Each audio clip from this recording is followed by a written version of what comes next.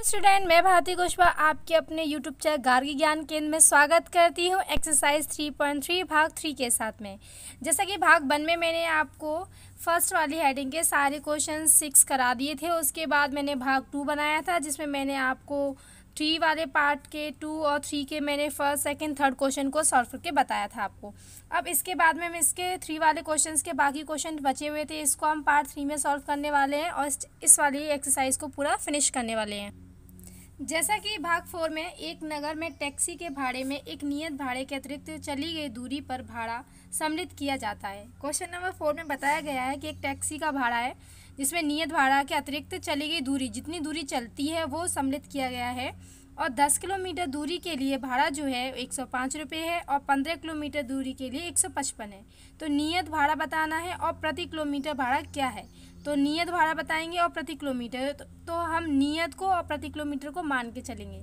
एक व्यक्ति को 25 किलोमीटर यात्रा करने के लिए कितना भाड़ा देना होगा और उसके बाद में बताना है कि पहले तो एक का निकालना है, उसके बाद हमें 25 किलोमीटर यात्रा अगर करनी है तो भाड़ा कितना देना होगा। ओके, तो चलिए इस क्वेश्चन को हम स्टार्ट करते हैं, आपको सॉल्व करके दिखाते हैं।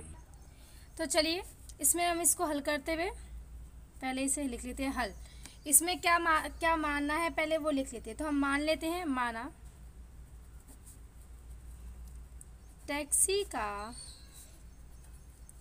नियत भाड़ा x किलोमीटर और बाई।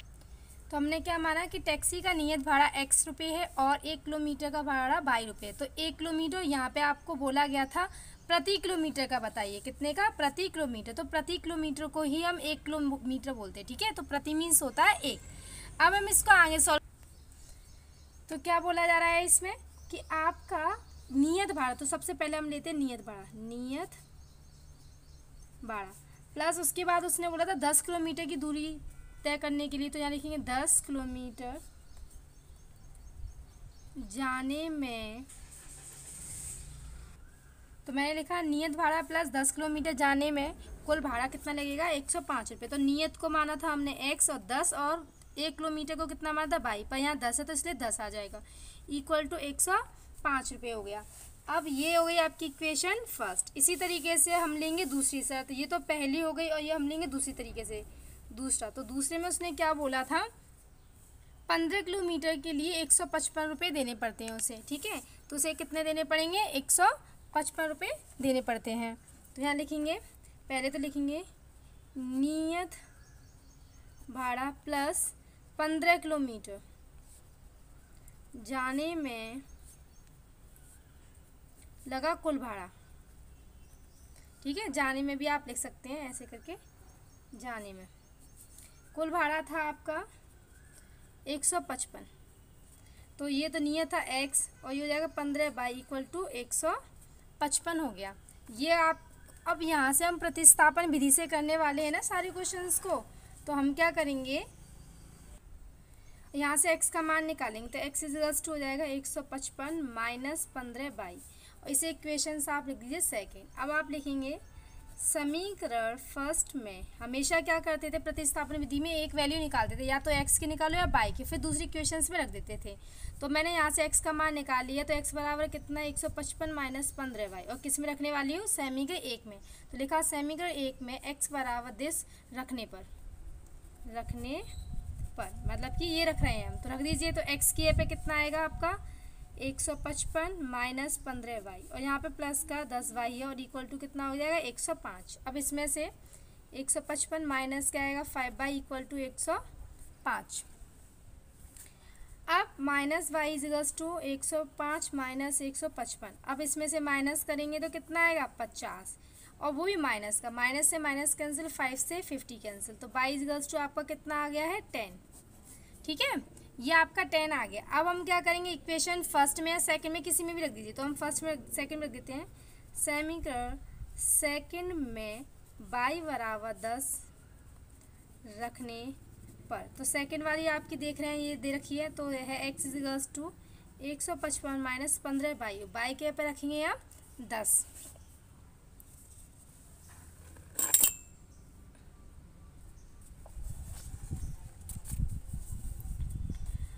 उसके बाद में 155 माइनस 150, तो x इक्वल्स टू कितना आ गया 5। तो नियत भाड़ा कितना है, 5 रुपये है। तो आप यहाँ पे लिख सकते हैं इस तरीके से, नियत भाड़ा इज टू 5 रुपये।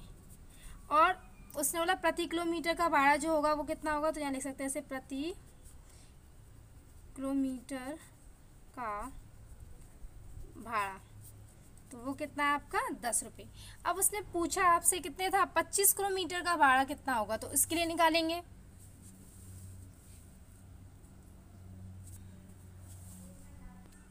तो यहाँ लिखेंगे 25 किलोमीटर का भाड़ा। तो उसके लिए 25 किलोमीटर का भाड़ा क्या रहेगा, एक तो नियत लेंगे और लेंगे 25 किलोमीटर का भाड़ा, और वो टोटल मिला के आपका कितना होगा, तो यहाँ बाई लिख दीजिए, क्योंकि 25 किलोमीटर का भाड़ा है ना। तो एक्स ए पर रखेंगे हम 5, और जो जाएगा 25 × 10। अब इसके बाद में 5 × 150, 250। अब इसको इसमें हम क्या करेंगे, यहाँ पे सॉरी इंटू लग गया है, प्लस, इसको इसमें प्लस कर दीजिए, तो आपका आ जाएगा 255।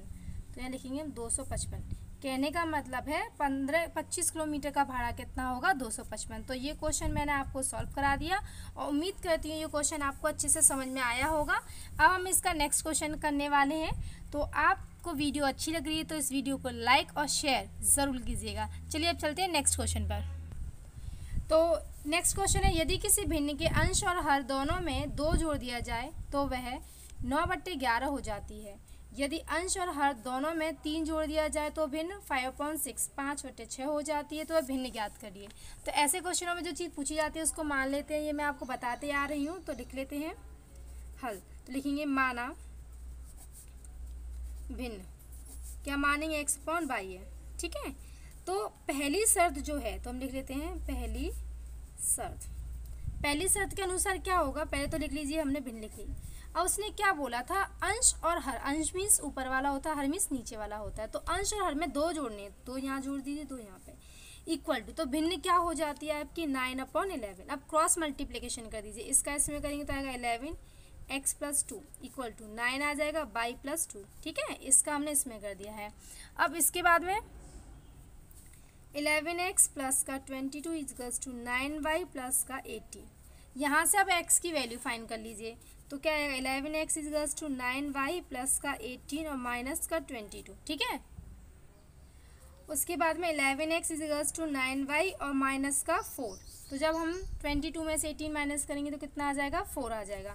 यहाँ से हमें अगर x की वैल्यू फाइंड करनी है तो 9y - 4 अपॉन कितना हो जाएगा, 11। ये आपकी x की वैल्यू आ गई, ठीक है। इसे इक्वेशन फर्स्ट कर लीजिए। अब उसने दूसरी शर्त क्या बोली थी, उसको लिख लेते हैं। यहाँ लिख लेते हैं दूसरी शर्त। अब दूसरी शर्त उसने क्या बोली थी, चलो उसको देख लेते हैं। दूसरी शर्त में उसने बोला है, यदि अंश और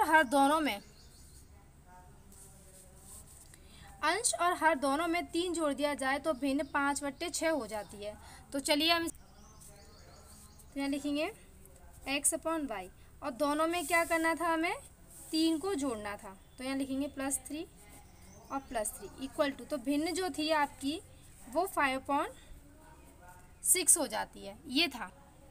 अब क्रॉस मल्टीप्लिकेशन, उसके बाद में हम क्या करेंगे, क्रॉस मल्टीप्लिकेशन x + 3 और इसका इसमें करेंगे तो इक्वल 5y + 3। अब 6 का x में करेंगे तो 6x + 18, मतलब 6 3 = 18। 5 का y में करेंगे 5y और 5 का 3 में करेंगे 15, ठीक है। तो यहाँ से 6x इक्वल्स टू 5y + का 15, और ये 18 को उधर ले जाएंगे तो माइनस का हो जाएगा 18। हमारे पास x की वैल्यू आ चुकी है, तो हम इसमें x की वैल्यू फाइंड रख सकते हैं और इसको फिर आराम से सॉल्व कर सकते हैं, ठीक है। तो अभी मैं अभी रखूँगी 5y। अब 18 में से अगर आप 15 माइनस करोगे तो माइनस का कितना आएगा, 3। अब आप लिख दीजिए समीकरण 1 से x इक्वल्स टू 9y - 4/11 रखने पर, तो रखेंगे तो कितना आ जाएगा, यहाँ पे 6 तो था, x ये पर रखेंगे 9y - 4/11 इक्वल टू 5y - का 3, ठीक है। अब यहाँ से मल्टीप्लिकेशन कर लीजिए, इसका इसमें करेंगे तो 54, क्योंकि 9 6 = 54 और बाई माइनस इसका करेंगे तो 24 आ जाएगा इक्वल टू क्रॉस मल्टीप्लिकेशन 11 का कर दीजिए इधर, तो 5y - 3 अभी ऐसे डाल लीजिए, फिर 54 बाई -24 इक्वल टू, इसका करेंगे तो कितना आएगा 55 बाई -33। अब बाई की वैल्यू फाइंड करनी है तो आप इसे इधर ले आइए, तो आपका हो जाएगा 54 बाई -55 बाई इक्वल टू -33 और प्लस का 24, क्योंकि प्लस का इधर जाएगा तो माइनस का इधर जाएगा तो प्लस का हो जाएगा। अब इसमें से इसको माइनस करेंगे तो माइनस का बाई इक्वल टू आपका हो जाएगा 11, माइनस से माइनस कैंसिल, तो बाई इक्वल टू कितना आ गया 11। ये भी आपके पास सिर्फ बाई की वैल्यू निकल कर आई। अब हम एक्स की वैल्यू निकालेंगे, उसके बाद हमारे पास भिन्न लिखेंगे। समीकरण 1 में बाई बराबर 11 रखने पर, ओके मैं उसको आपको यहाँ दिखा देती हूँ क्योंकि उस वाले पेज पर हो रहा, तो वो था एक्स इक्वल्स टू 9y -4/11 था। ठीक है, तो ये मैंने साइड में आपको लिख दिया है कि इक्वेशन फर्स्ट में हम मान रख रहे हैं, तो इक्वेशन फर्स्ट आपकी ये थी। ठीक है, मैंने इसको थोड़ा यहाँ पे लिख दिया है, चूंकि करके नहीं है। अब इसमें बाई की वैल्यू रख दीजिए, तो आपका क्या आ जाएगा, और बाई का मान रखेंगे तो X equals to 9 × 11 -4/11। Okay, X equals to ये हो जाएगा 99 -4/11। उसके बाद पहले स्टूडेंट यहाँ पे देखिए थोड़ी सी मिस्टेक हो गई है। यहाँ पे मैंने 33 में से 24 को माइनस किया तो मैंने 11 कर दिया था, ये मिस्टेक है। और ये यहाँ पे आपका 9 होगा। ओके, तब ये कैंसिल होगा तो आपका क्या आ जाएगा, बाई इक्वल्स टू 9 हो जाएगा। तो यहाँ पे थोड़ी सी ध्यान नहीं दे पाया, थोड़ा जल्दबाजी में गड़बड़ हो गया है। चलिए अब हमने इसको सही कर दिया, तो इसको ही वहाँ पर रखना है हमें वैल्यू। ओके, तो चलिए स्टार्ट करते हैं। इसके बाद में हमने यहाँ पे 9 रखना है। ओके, क्या करना है 9, तो मैं यहाँ पे 9 रखूँगी तो आपका कितना हो जाएगा 81। ठीक है, 81 हो गया। अब इसमें से इसको माइनस करेंगे, एक्स इक्वल्स टू तो कितना जाएगा 77/11। इससे इसको कैंसिल किया तो कितना आ गया 7। तो एक्स की वैल्यू आपके पास कितनी आ चुकी है 7। और आपसे पूछी थी भिन्न, तो भिन्न आपके पास क्या थी x/बाई होता है। ये तो मैंने भिन्न माना था, तो एक्स के पे एक्स का मान रख दीजिए 7, और बाई की वैल्यू आपकी निकल कर आई थी 9, तो रख दीजिए। तो ये आपकी आ गई भिन्न। ओके, तो उम्मीद करती हूँ ये क्वेश्चन भी आपको अच्छे से समझ में आया होगा। अब हम चलते हैं नेक्स्ट क्वेश्चन पे। ओके, चलिए नेक्स्ट क्वेश्चन है लास्ट क्वेश्चन। 5 वर्ष बाद जैकब की आयु उसके पुत्र की आयु से 3 गुनी हो जाएगी। 5 वर्ष पूर्व जैकब की आयु उसके पुत्र की आयु की 7 गुनी थी। इसकी वर्तमान आयु ज्ञात करिए। तो बात चल रही है यहाँ पे जैकब और उसके पुत्र की, तो हम दोनों की आयु को मान लेंगे, जैकब की आयु x या पुत्र की y। ओके, और चलिए स्टार्ट कर लेते हैं। तो मैंने माना जैकब की आयु x वर्ष है तथा पुत्र की आयु y वर्ष है। और प्रश्न अनुसार चलते हैं। प्रश्न अनुसार उसने प्रश्न अनुसार में क्या है 5 वर्ष बाद, तो यहाँ लिखेंगे 5 वर्ष बाद। जब भी बात ऐसे होती है बाद, तो उसमें हम प्लस करते हैं और पहले में हम माइनस करते हैं। ठीक है, तब जैकब की आयु क्या होगी 5 वर्ष बाद, तो यहाँ लिखेंगे जैकब की आयु। तो हमने जैकब की आयु को क्या माना था x। ओके, और 5 वर्ष बाद की बात आ रही है, जो बाद और पश्चात में हम जोड़ते हैं, तो हमने कर दिया +5, तो ये इतना लिख देंगे। ये हो गया आपकी जैकब की आयु। अब पुत्र की आयु कितनी होगी, तो पुत्र की आयु कितनी थी 22, और उसमें हम प्लस कर देंगे 5, क्योंकि बाद की बात हो रही है यहाँ पे। ठीक है, वर्ष ये आपके पास। इसके बाद में प्रश्न अनुसार में हम जब चल रहे हैं तो उसने बोला क्या था, तो यहाँ लिख देते 5 वर्ष बाद जैकब की आयु जो होगी वो 3 गुनी हो जाएगी उसके पुत्र की आयु की। तो लिखेंगे उसके पुत्र की आयु। यहाँ बोला था ना उसने कि जैकब की आयु उसके पुत्र की आयु से 3 गुनी होगी, तो जब हमने लिख दिया 5 वर्ष बाद जैकब की जो आयु होगी वो कितनी होगी, अपने पुत्र से 3 गुनी होगी। तो जैकब की आयु आपकी कितनी थी x + 5। ओके, और पुत्र की आयु कितनी है तुम्हारी y + 5। यहाँ से x + 5 = 3y प्लस कितना हो गया 15। यहाँ से प्रतिस्थापन विधि से करने के लिए हम यहाँ से x का मान निकालेंगे, तो x = कितना है 3y प्लस का 15 माइनस का 5, तो x = हो जाएगा 3y प्लस का 10। ये हो गई इक्वेशन आपकी फर्स्ट। ओके, ये इक्वेशन फर्स्ट हो गई। अब यहाँ से अब हम दूसरी शर्त में करेंगे, फिर वहाँ पे हम x की वैल्यू फिल कर देंगे। तो दूसरी शर्त अनुसार क्या होगा, तथा उसने फिर बोला था 5 वर्ष पूर्व, तो यहाँ लिखेंगे हम यहाँ पे 5 वर्ष पूर्व।